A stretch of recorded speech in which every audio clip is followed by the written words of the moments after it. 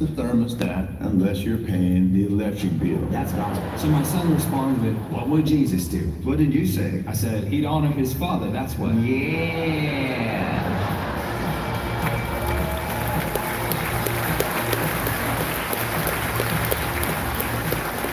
Almost left my keys. Wouldn't have gotten very far without these guys.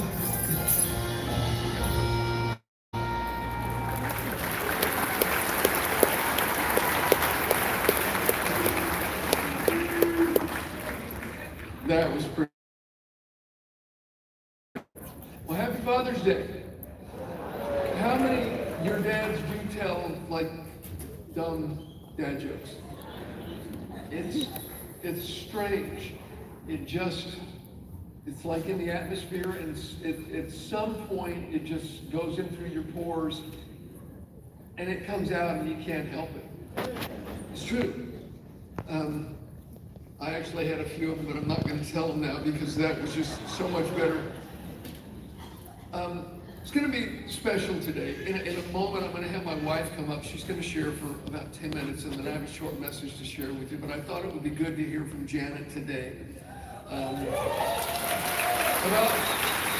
fathers. But I wanted to take a moment to just pray as well. As you know, that was certainly lighthearted, but it does seem in some respects like the world is on fire right now. I've got friends from, across the globe and calling, they call when the fires were happening, and it's like, hey, what's going on with the riots? California's falling apart, and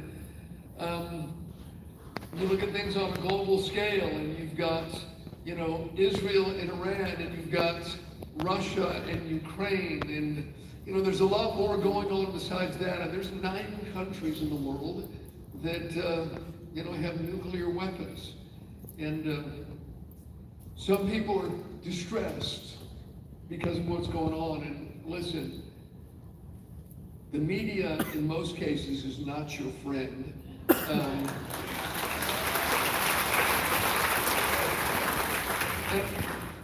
We know by experience, when we went through all the trials with the property, we were covered in the media for several years. CBS, ABC, NBC, Wall Street Journal, New York Times, LA Times, every single week, months and months, people were here with cameras, and not a single one of the articles was accurate. Some of them were actually filled with lies and misinformation.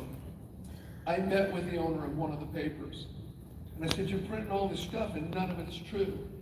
And he wasn't willing to change. And then when it came out in court, when we had won in court and the truth came out about everything, that everything that they had written for months and months, in some cases several years, that it was not true. I never got one single apology. There wasn't one retraction printed. So I don't have a lot of confidence in the media just due to personal experience. But I do have a lot of confidence in God. And we keep praying, and nothing takes the Lord by surprise, nothing at all. I just wanted to read to you from Psalm 46.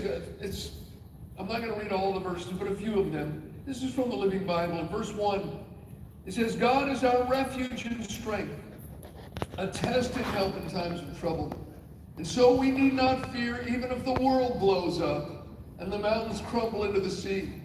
Verse 6, the nations rant and rave in anger, but when God speaks, the earth melts in submission, and kingdoms totter into ruin. The commander of the armies of heaven is here among us. He, the God of Jacob, has come to rescue us.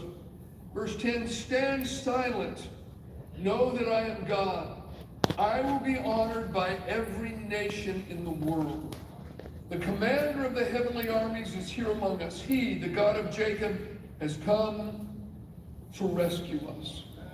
In the midst of chaos, and those of us that have been around for a while, we've lived through similar things. It just comes around. Some of you that are younger, maybe you haven't. But I think in the midst of the chaos that's happening, that it's a huge opportunity for God to move. All the nations of the earth, God said it, they will honor him. And I believe that billions of people before it's said and done will be swept into the kingdom of God. I believe that we'll see a revival in our own state that we love so much. We've chosen to live here, and we want to see millions of Californians come into the kingdom of God. We want to see our nation, have a great awakening, and globally a great awakening. Friend, God loves people. None of the things that are going on in the world or here in our own state have taken him by surprise. God has a plan, and he's looking for his people to pray and to trust him and to be beacons of truth in the midst of everything that's going on. So will you just pray with me right now? Heavenly Father, we come before you, realizing that nothing that happens takes you by surprise, that you've woven the good and the bad into a tapestry that perhaps we can't see everything you're doing right now, but Lord, we know ultimately the name of Jesus will be glorified. So Father, we pray that there would be an unprecedented awakening in our country and in the world.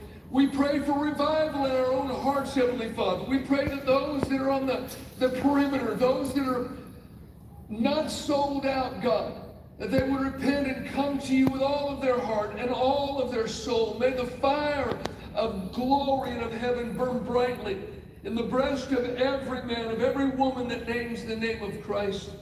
And Lord, in the midst of the things that are going on, we choose to cast our cares on you. We believe that the angel of the Lord camps round about those that fear you, and he delivers them. We believe that you are a very present help in time of need. So we thank you for your protection. But Father, we also thank you for your direction in this season, that as individuals and as a church family, you will direct us and guide us by your wisdom.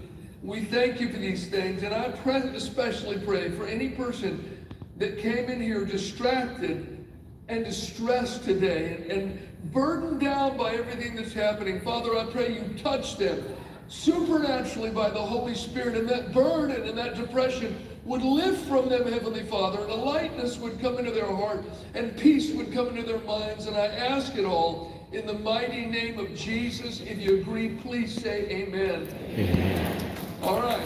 I want my bride of 43 years to come out, share.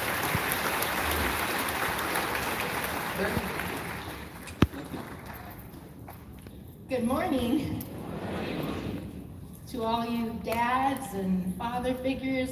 Happy Father's Day. So good to see you all. Thank you for coming to church this morning.